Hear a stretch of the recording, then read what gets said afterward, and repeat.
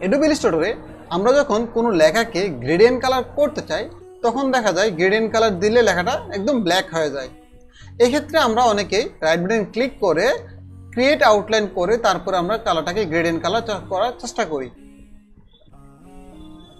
এই ক্ষেত্রে লেখাকে আউটলাইন করার ফলে লেখাকে আর চেঞ্জ করার সুযোগ থাকে না। আজকে আমি দেখাবো কীভাবে লেখাকে আসলে আউটলাইন না করে আপনি গ্রেডিয়েন্ট কালার করবেন। এই ক্ষেত্রে প্রথমে আমরা টুলস অপশন থেকে ফিল কালারটা আমরা নান করে দেব এবং উইন্ডো থেকে অ্যাপিয়ারেন্স ওপেন করব। তারপর আমরা এখানে অ্যাড নিউ ফিলে ক্লিক করব।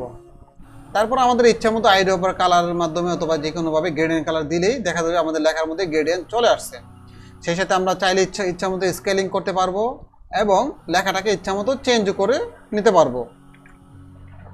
তো আজকে আশা করি আপনারা ভিডিও দেখে কীভাবে লাইভ লেখাকে গ্রেডিয়েন্ট কালার করতে হয় সেটা জানতে পারলেন। তো যদি ভিডিওটা ভালো লাগে থাকে অবশ্যই একটা লাইক দিবেন, সেটা শেয়ার